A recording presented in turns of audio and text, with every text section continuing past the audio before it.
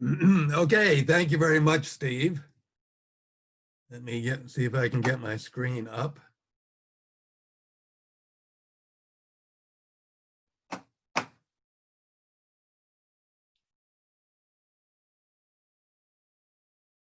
I think that's it. Let me know if you're not seeing my screen, please.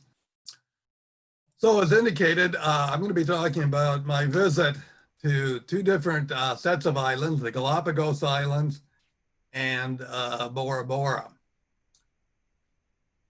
So here we go. So I have a picture here of the two islands. The one on the left is the Galapagos Islands, one of the islands, and the one on the right is Bora Bora. These are both volcanic islands and they're located in the Pacific Ocean. We're going to start with the Galapagos Islands first, and I'm going to be traveling between some of the islands, and I'm going to be on board the National Geographic Endeavour. So where are the Galapagos Islands? Well, as indicated here, they are located right here off the coast of South America, off of Ecuador. And as you see, the equator runs right through the Galapagos Islands. And they're also situated on the 90-degree west line of longitude. And here's a little more detail over here. There's approximately 20 islands in this particular group. So traveling to the Galapagos Islands, the route that I took is I went from Detroit to Miami, 1,150 miles, and then Miami to Guayaquil, Ecuador, another 1,930 miles, and then finally Guayaquil to San Cristobal, one of the islands in the Galapagos, 660 additional miles for a total of about 3,700 miles. Now, I made this trip back in the middle of the summer of 2010. And the day I left Detroit, the misery index was quite high. It was very hot and it was very humid, quite miserable to be outside. When I got down to Miami, it was much worse. The relative humidity must have been 100%. Temperature must have been probably 100 degrees or maybe even more. Couldn't stay outside more than a minute or two before running back into the airport. So I was thinking to myself, this is going to be terrible when I get down to Guayaquil because that's sitting pretty much right on the equator. But fortunately, when I arrived there in the evening, the temperatures are much cooler, very much more comfortable on the equator than it was in Miami or even here in Detroit. So the Galapagos Islands are in the Pacific Ocean. They're about 560 miles west of continental Ecuador. The islands are a province of Ecuador, and there are a total of 21 islands. 18 of them are major islands. The total area is just a little over 3,000 square miles. Highest elevation is a little more than a mile above sea level, 5,600 feet. And the population is approximately 25,000 spread among the various islands. So here's a view from space looking down on this archipelago. So some of the islands that we visited include San Cristobal, Santa Cruz, little tiny island Bartolome, Fernandina. We didn't go to Pinta, but I want to mention that a little bit later in the talk. So this is Pinta, the northernmost island of the group. Here's another view from space. Here's Isabella, Fernandina, Santiago, Santa Cruz. Another view, and this one shows that we have here 1, 2, 3 major volcanic craters or calderas. Fernandina's here, it's also a major caldera. And I'm going to look at this area in the next slide with the sun closer to the horizon so you can see the detail a little bit more. So 3 major calderas. and one over here on Fernandina. This is Wolf Volcano here. This has a rim which reaches up to 5,600 feet above sea level. So that is the highest point on the island. And one last look at the grouping of islands. So as indicated by the airplane over here, this is where we landed on San Cristobal. Santa Cruz, we made a special trip there to visit someone known as Lonesome George. We'll look into that pretty soon. Bartolome is here. Fernandina over here. Coming back for Fernandina, we went this route, took us over the northern part of Isabela, which means that we crossed the equator twice. And coming down this way, we had a big party just to celebrate the fact that we were on the equator. So whistles blew, bells rang, a lot of whooping and celebration, big party. A name which is often associated with the Galapagos Islands is that of Charles Darwin, who was known for having developed his theory of biological evolution. So he was a naturalist, a geologist, and a biologist. And for 5 years, he was on the HMS Beagle as the ship's naturalist as it sailed around the world. So this would be from 1831 to 1836. So this trip began just about 190 years ago. On the trip, he collected a variety of specimens for study. 5 weeks were spent on the Galapagos Islands. And while there, he noticed that there were certain types of birds, which are sometimes called Darwin's finches, as indicated down here, which had different kinds of beaks according to the food which was available to them, whether they were nuts or berries or what have you. It seemed to him that they had evolved these beaks to deal with the type of food which was available. So that ultimately became part of his theory. So after analyzing specimens over quite a few years, he developed his theory of biological evolution, which was published in his very famous book on the origin of species by means of natural selection, which was published back in 1859. So just to show you that the route he took, he started up here in Plymouth, England, and then went down the coast of South America. The Beagle at the time was mapping the coast of South America, so that was a major part of the work that was being done. And as I said, 5 weeks were spent in the Galapagos, and then the ship returned home, going around the world, stopping in New Zealand, Australia, South Africa, back to South America, and then finally home. A trip which took 5 years. I, on the other hand, started here in Detroit, would be about here, went down to Miami, ended up at Galapagos, and back a much shorter distance and much less time. So through our historic records, we know exactly the route that Darwin took, or the Beagle took, as indicated here, going among the various islands for 5 weeks and then departing off to the west.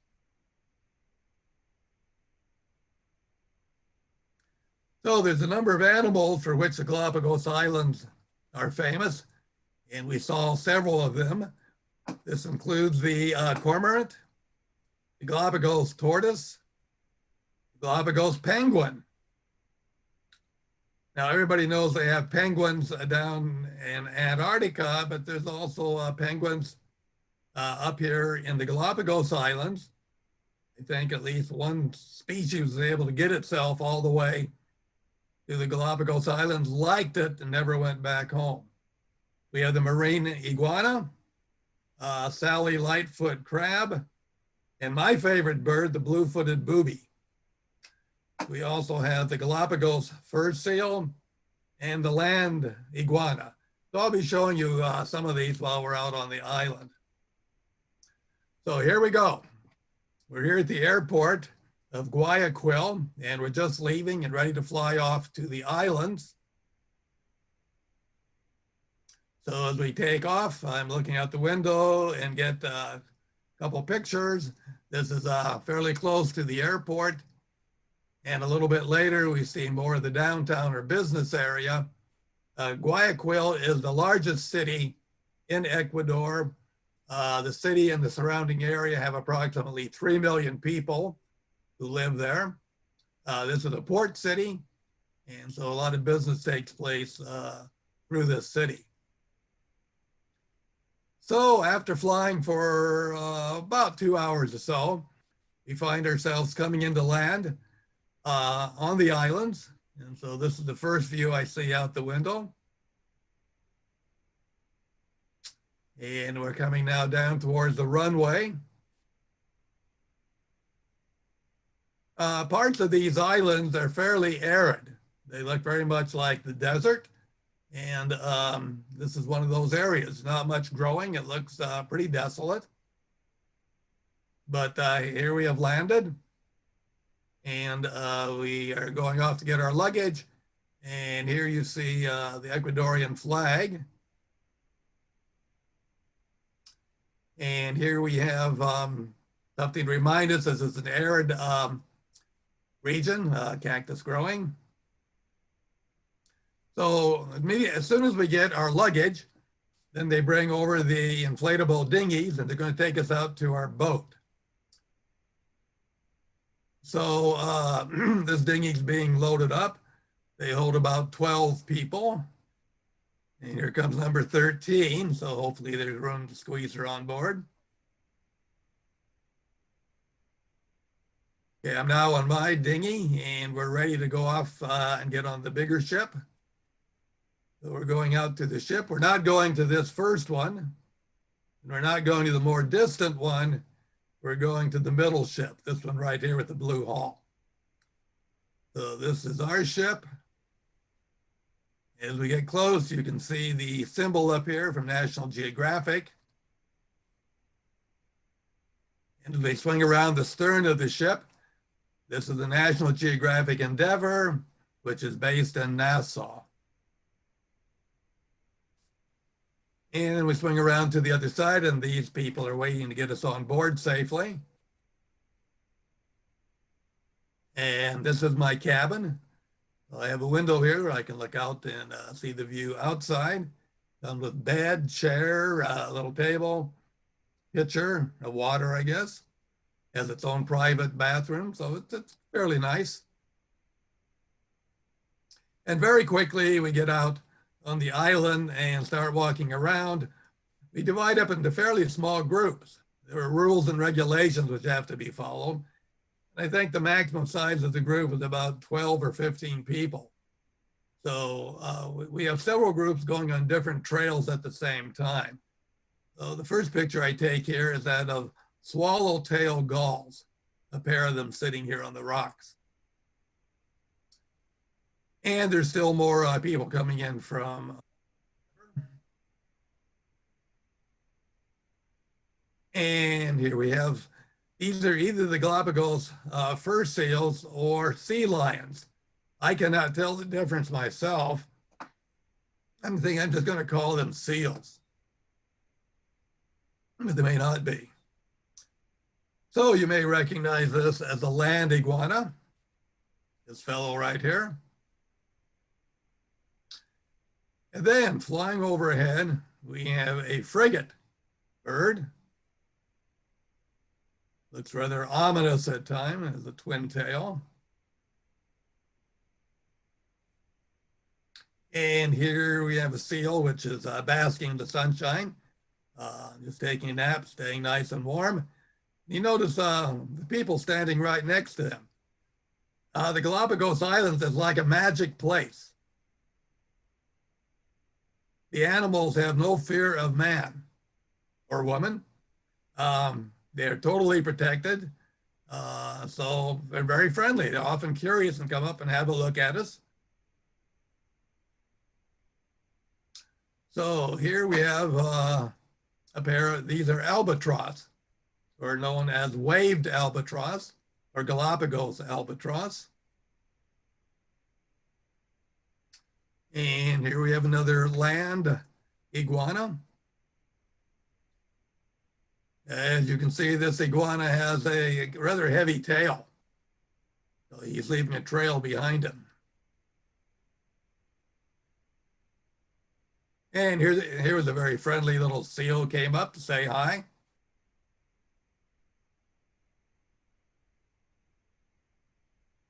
And this is my favorite of all the birds, the blue-footed booby. And you can see his feet look sort of blue. They vary in how blue the feet are. And apparently the bluer the feet, the more attractive the bird is to its mate. This is another frigate. These are sometimes called the magnificent frigate. And this is a male who's trying to attract a mate. So he's puffing out his chest here. Magnificent frigate. And some more seals taking a snooze on the beach.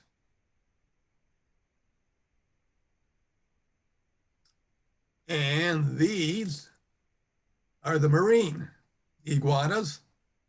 And I looked this up. A group of iguanas are sometimes known as a mess of iguanas. And some more.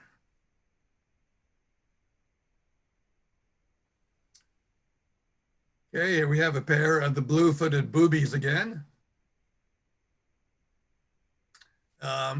We would encounter, well, not only these birds, but a variety of birds who have nests right on the trail. And if we'd walk up to them, they would not move. They would look up at us and expect us to go around them, but that was their plot of land. And so that's where they stayed. Again, apparently totally tame, not afraid of people. And this bird I haven't identified for sure, maybe some type of heron or crane.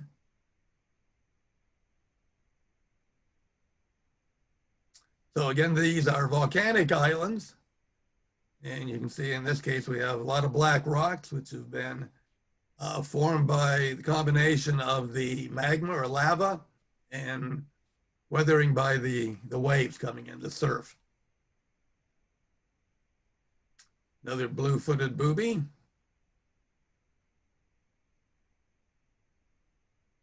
Up close.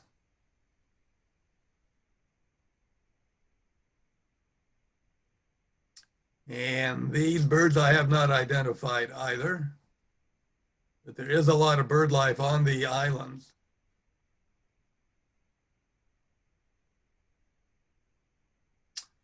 So here's a handsome pair. This guy's got pretty blue feet, not quite as blue as these. Now, while we were there, we had this fellow who would follow us around with a video camera and from time to time be taking pictures of us as we were looking at the scenes, looking at the animals and so forth. This was a freelance geologist who was hired for the trip by National Geographic, who came around with us and explained the geology of what we were seeing. Her name was Kitty Coley.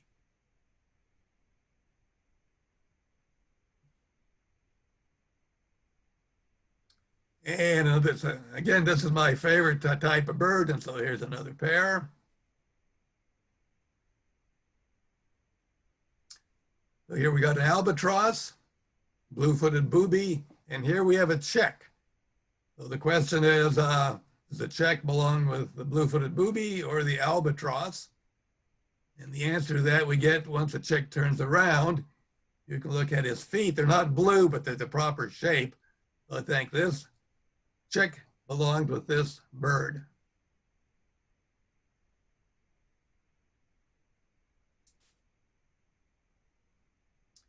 And here the Pacific meets land.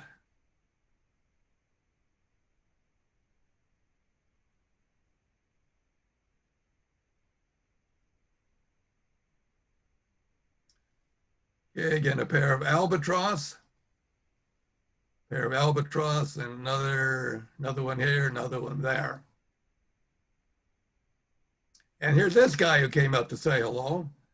I haven't identified what type of bird he was, but he was also very friendly, not afraid of us at all.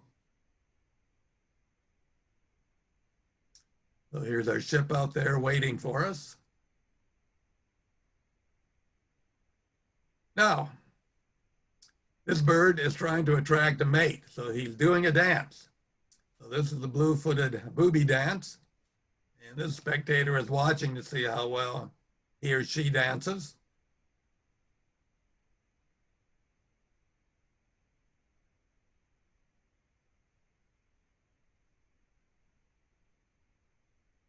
They totally ignore the fact that we're there watching them. They just go ahead with their regular routine.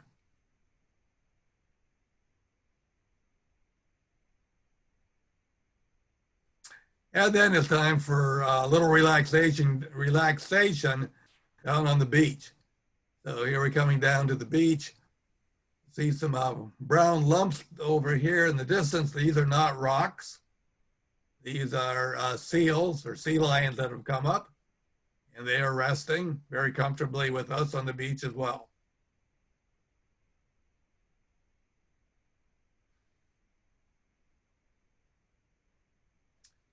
And then some of us went for a little swim. Water was not as warm as you might guess it would be, being on the equator. There is a current, the Humboldt current, that comes up from the Antarctic region. So it's a little cooler than you would expect. And what is this? Well, you'll recognize this is the Sally Lightfoot crab.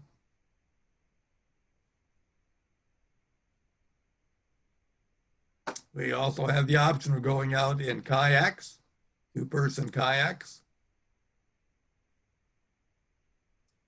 Another pair of blue-footed boobies and a chick. More crabs. Crab. Sally Lightfoot crab. These look a little ferocious, a little dangerous. I don't know if they are or not. I didn't get too close. Neither did anybody else. Of course, we weren't allowed to.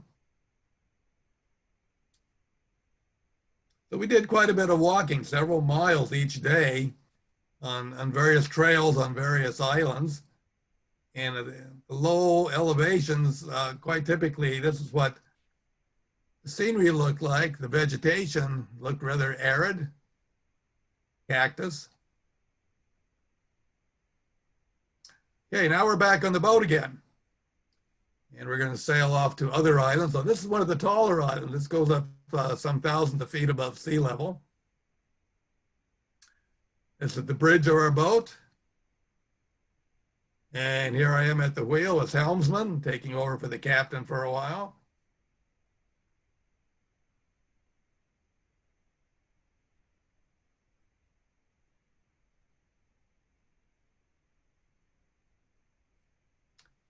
You can see how people are dressed. It's fairly warm, but it's not oppressively warm. Here we're encountering some fairly tall cliffs or hills.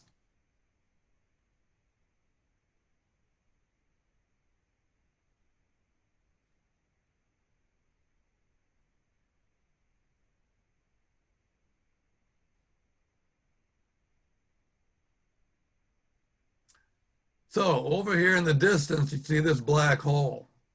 So we're going to go over and explore that. And in order to do so, we're going to get out the dinghies again. So here's the first dinghy coming out. Notice how rugged the cliffs look here. No vegetation on the cliffs.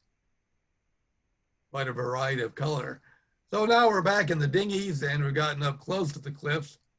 And what's this guy pointing at? Well, it turns out he's pointing at these birds. So there's a bird here, one there, a couple birds up here on the cliffs. And here's that black hole I pointed out 2 slides back. So the tide is down far enough, we can go in this really dark area back here. And we went in probably a couple 100 feet or so. It got quite dark. before we turned around and came back out. So way in, there was almost no light and I couldn't get a picture. So this is a picture as we're starting to come back out where we have some light. And then as we get closer to the entrance, get a much better looking picture.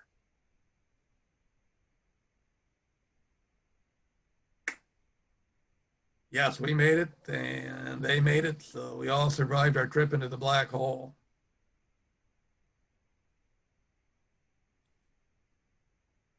Pacific Ocean. Okay, now we've come ashore here at another island, again, volcanic island. You can see the type of rock that we have here.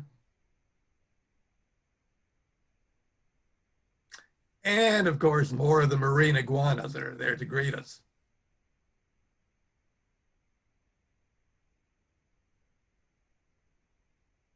So this was one of our guides, and on this occasion, he's explaining this grouping of cactus, which has started to grow here.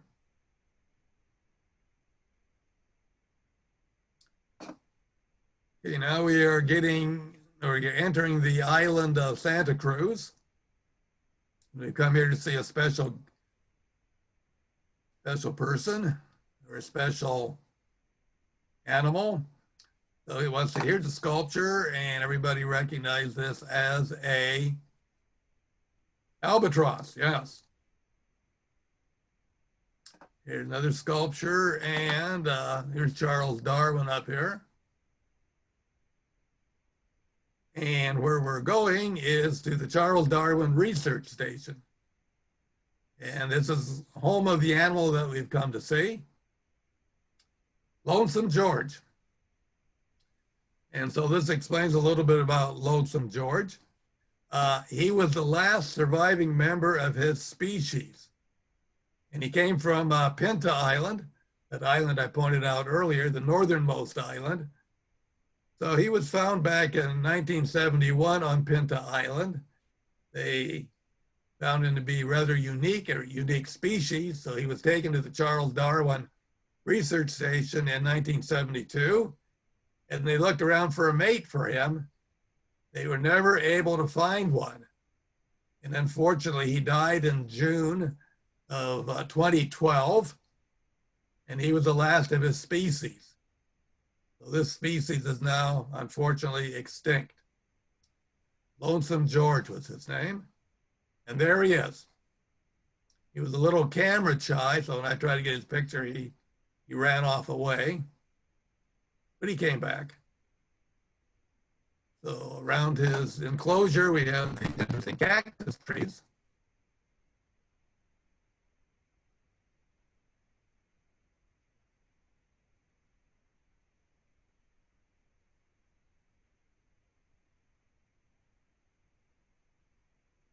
So here he is with his two roommates, not a different species, but and so this is Lonesome George right here.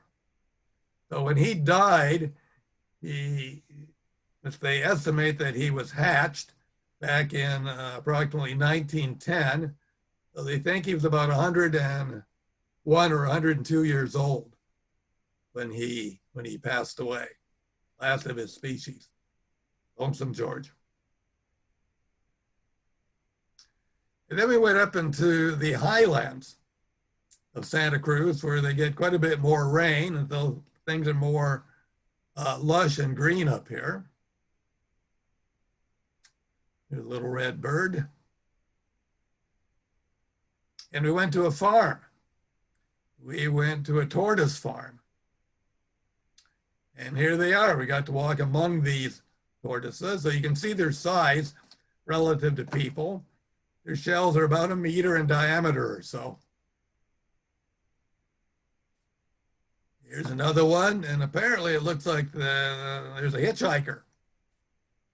Ride with this tortoise, sitting right up here on the back.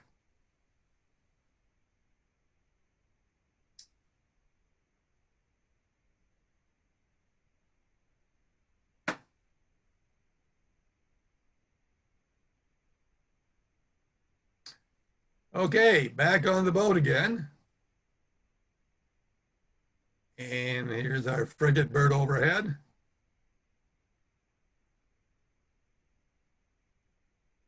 And this time we are heading to this island, Fernandina, right here, with the big crater or caldera at the top. So we are arrived. So we get off the boat, got on this island, spent some time here, of course, with seals. Here's a contented seal. And then more of our dinghies coming in, and someone quick building a sandcastle.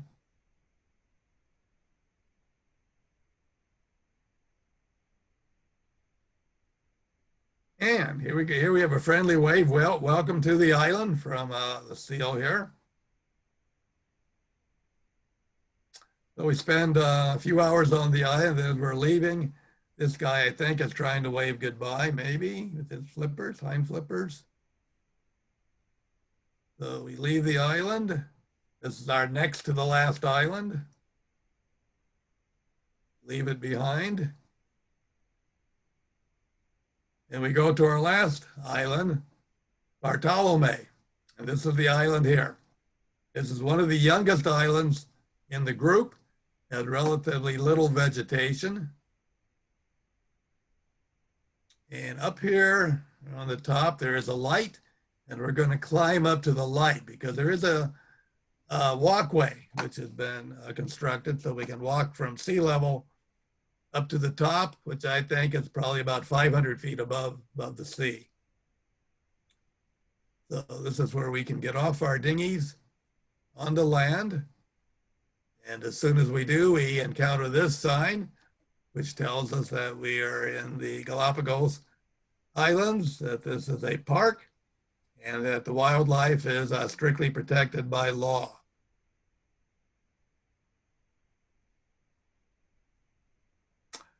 So here we are. Here's our walkway, and we're going to go up here.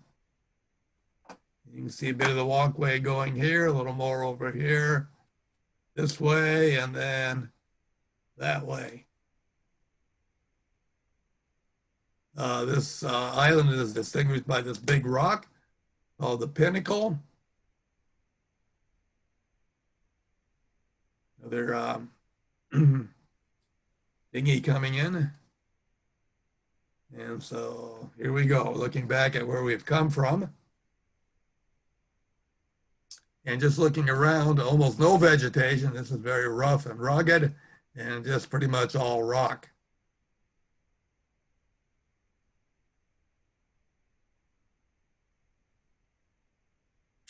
This is our ship.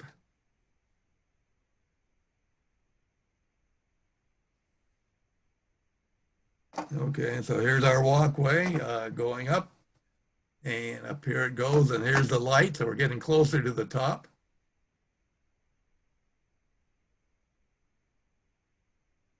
And closer to the top, so we have a steep set of steps to go up. Pinnacle Rock. So here we are, almost at the top. That's where we were 2, 3 pictures back. And here we are, we've made it. So here's our ship down here below us. Pinnacle Rock.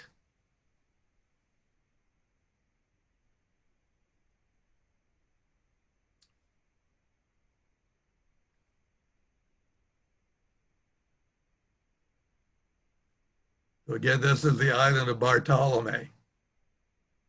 So this is where we started and the route that we took up. Okay, so now we're going back down. And we're down here at sea level again. And we've come down to the beach to spend a little time. Pinnacle Rock again.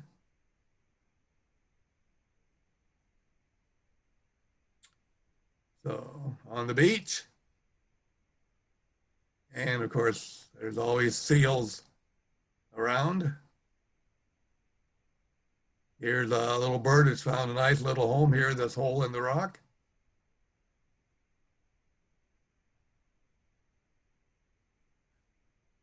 And that is it. So we've done our tour of the Galapagos Islands, and we're ready to get back on this plane and fly back to Ecuador, and from there back home. So this is the first part of our trip this evening.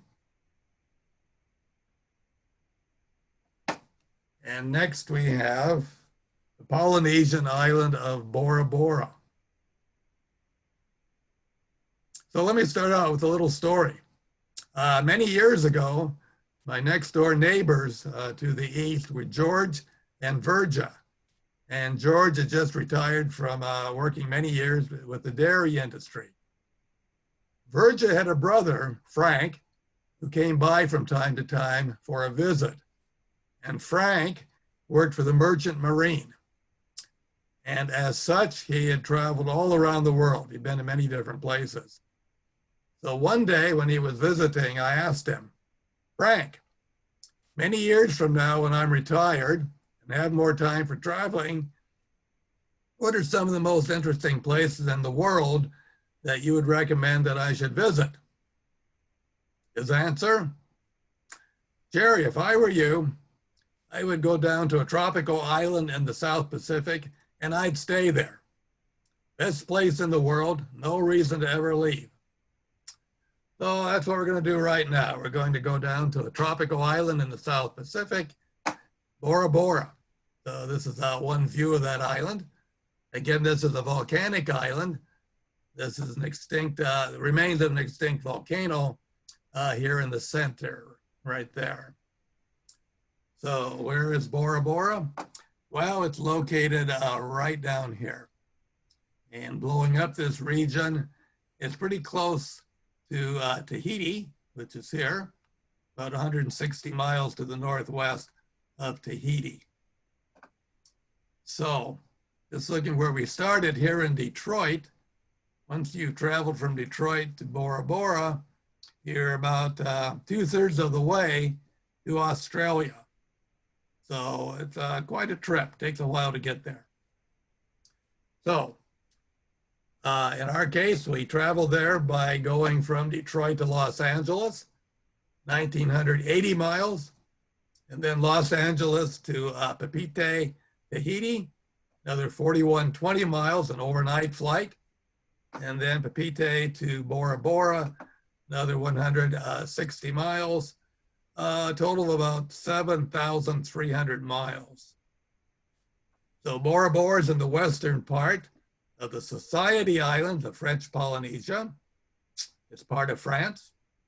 It consists of barrier reefs, which surround internal lagoons. And then again in the center, there is an extinct volcanic peak. This is Mount Otamanu, which rises to 2,385 feet at its summit. The latitude is 16.5 degrees south. Again, in the South Pacific. Total area is just a little under 12 square miles, and the population is about 10,600. Here's a view seen from space. So this is the barrier reef, which rings Bora Bora, and there is a way through the barrier reef. There is a lagoon inside this bluish region, either the light blue or the darker blue. And this is the land area you see here. And the mountain peaks are indicated by the clouds you see right here, which are often there. And the runway that we landed on is right here. So this is the airport, right here. So here's a map. So here's the airport where we landed. And so we're going here to the mainland. So we got a boat, which took us this way. Took us past a little town of V-Top and around this way, and about over here is where we stayed. This is a resort that we stayed at. So here's another view, aerial view, which one would see from an airplane. The view that we had wasn't quite that good. as you'll see in a minute. So my wife Carolyn came with me, and here we are. We have landed in Tahiti, in Papeete, and they gave us these nice flower leis to wear. She got one, I got one. Unfortunately, they were not ours to keep because when we left to continue on to Bora Bora, we had to give these back. So we had them for a couple hours. So this is the plane that's going to complete our trip to Bora Bora. So here we are boarding that plane. So we fly for about an hour, a little more than an hour, and we're there. Now the window I'm sitting by is not at all clean, so I'm not getting very good pictures. But this is the barrier reef that you see here, the internal lagoon in this region, and then the mainland over here. And this is a propeller blade. So another view through this dirty window. And another view through the same window. Once we land and get off the plane, then my camera's working much better. So we go to this area over here to get our baggage. And then we get on a high-speed catamaran, which is going to take us to the resort where we're staying. Here's that Bora Bora taxi. So we're now on the way to the resort, out on the water. Water's different shades of blue, and they're all gorgeous.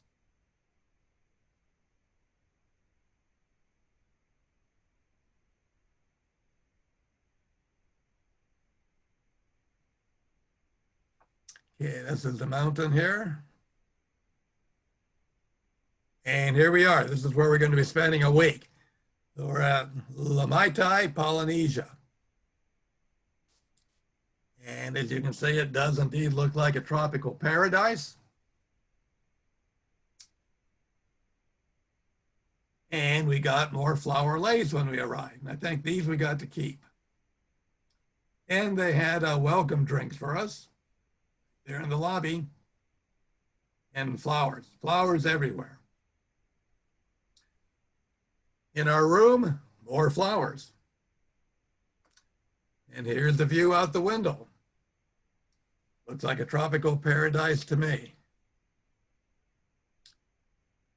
So a few more pictures around the resort.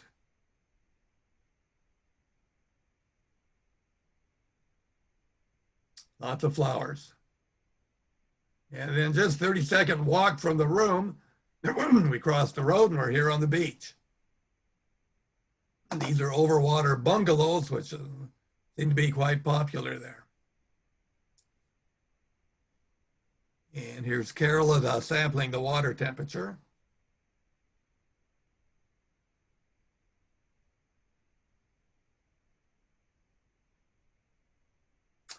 So now we're going to go into town. So this is the road. This road goes part way around the island. And we're just walking. It's a couple miles. We're going to V-Top. Along the way, we see a lot of coconut trees. And there's something interesting. If you look carefully at this picture, these coconut trees have bands, aluminum bands, metallic bands, part way up the trunk that you see. Another one here, one over there, one over there. What are these for? Well, these are to stop a particular creature from stealing the coconuts. Here's that creature. This is a coconut crab. This is the largest crab in the world. They grow up to 9 pounds in weight. They don't live in the water, they live on land. And you don't want to mess with them. They have pincers or claws, which are very strong. If they get a hold of a toe or a finger, they can easily break the bone. So here we are in V-Top, little town, getting the mountains in the background, and the church. And here we are out on the water. We're going to go out and look at the fish. So this guy took Carolyn and me out on the water. Beautiful water again. And let's see, this boat's taking the people out to go snorkeling. And here are some snorkelers. And here are the fish.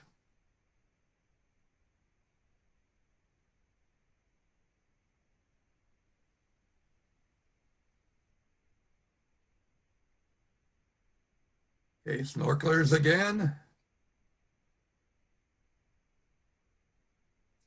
And back on shore, we encountered this rather scary totem pole.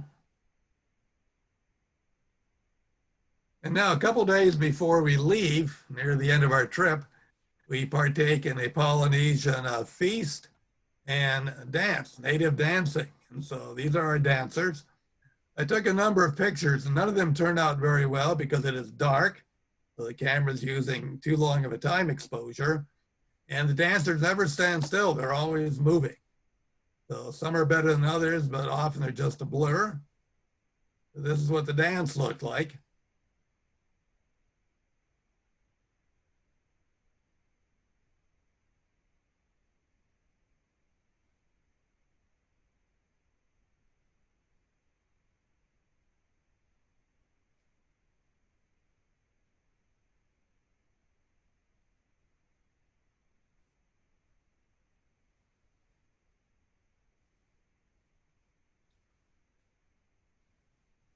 And then after the dance, we were invited to join them, which Carolyn did. And then after she did a little dancing with them, they posed with her for this picture.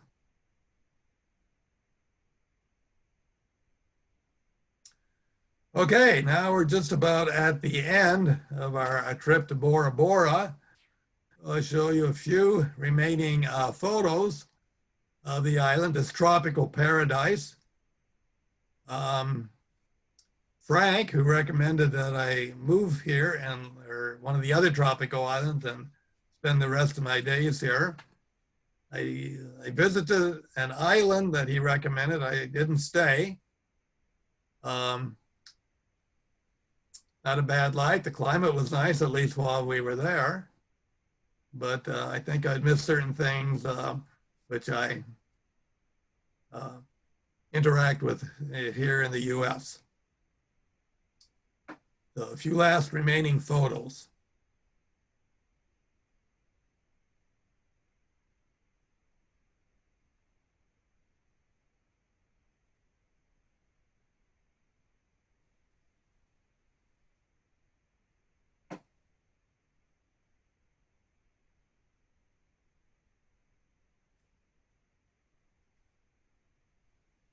There's a view taken from near the top of the mountain, looking down at the barrier reef, looking at the lagoon. A view of over the water bungalows, which again are popular. And this is my last picture. So this brings my presentation to a close. So I thank everybody for attending. And I think I'm ready to take some questions. If there are any questions.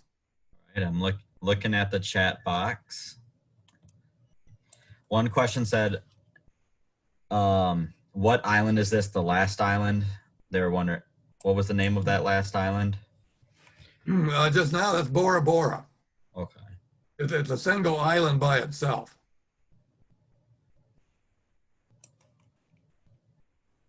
Tropical paradise. Yeah, if anyone has any questions, feel free to put them in the chat box.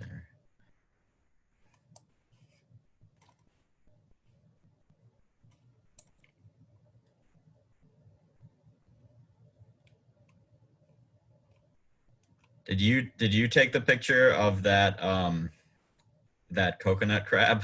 That was very close. No, I didn't. No, I did not. That's a picture I stole off the internet. I was like, that is close.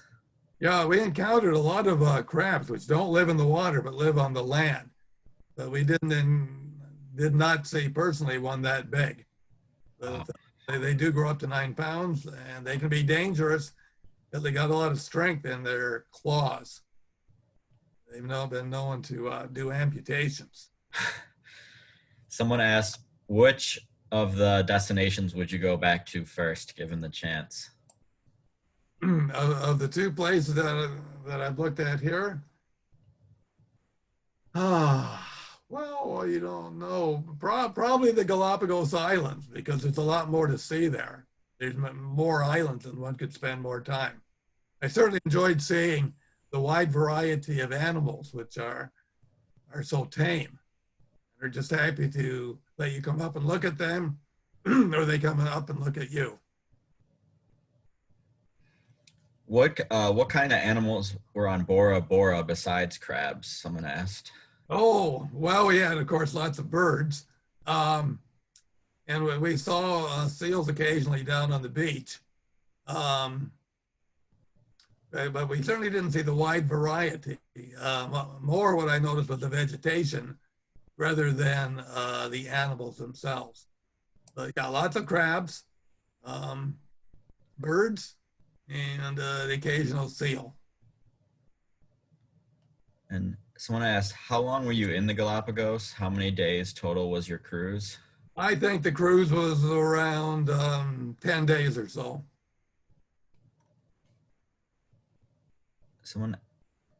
Someone asked that the volcano on Frederica in the Galapagos Islands looked like it had water inside it. Did it, or was that an optical illusion? Well, yeah, I know the pictures, which I've seen of it, do look like there's water inside or some liquid, which is probably water. We didn't go up to the rim of the caldera, but that would have been quite a climb.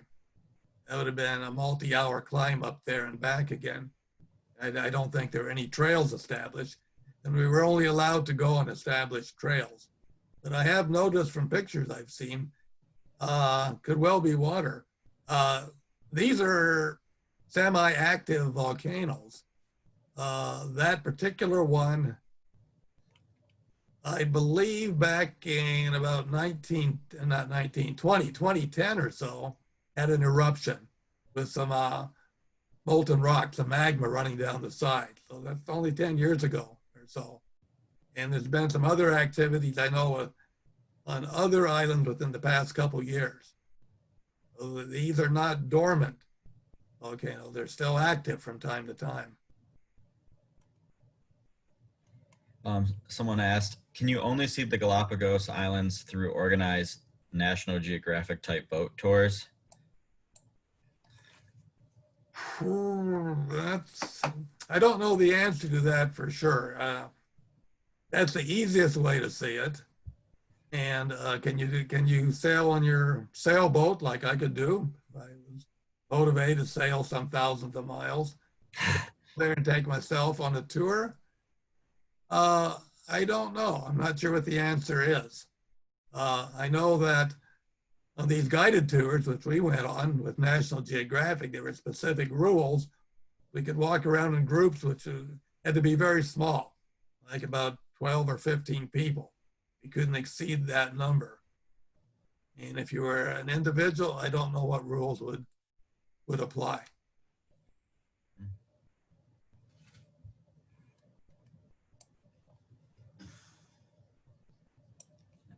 Any other questions?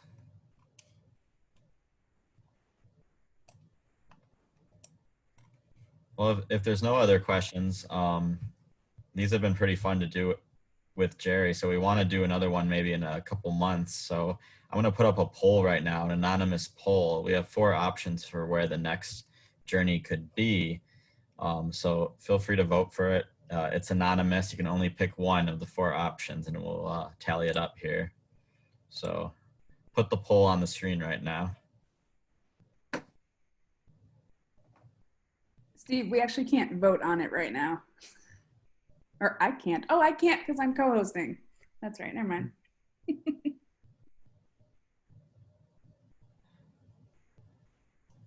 I see some responses are coming in. We've got 9 of 18 have voted. I forgot I was co-hosting. Oh, no worries.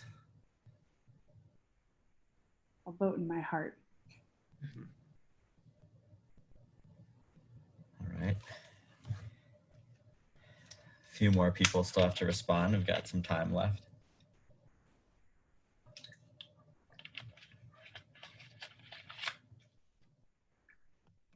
5 more seconds. All right, I'm gonna shut the poll down now. All right. The winner was In Search of the Northern Lights, Alaska and the Yukon Territory. Jerry, would you want to give a brief kind of trailer of what that is about? Well, we're going to, as indicated, we're going to be going to the state of Alaska. I was actually up there for about a month.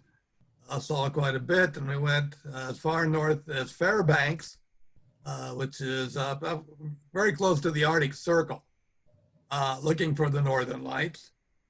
And then at a later date, I made another trip, about a week-long trip up to the Yukon Territory. Went to Whitewater, the capital of the Yukon Territory. Spent a week there, again looking for Northern Lights. And we had some success. Not so much in Alaska, but considerable success in the Yukon Territory. So I can show a number of pictures taken with us and the Northern Lights in the sky when they're quite active. That would be great. I think that would be a fun one. So we will definitely email details to everyone who attended this about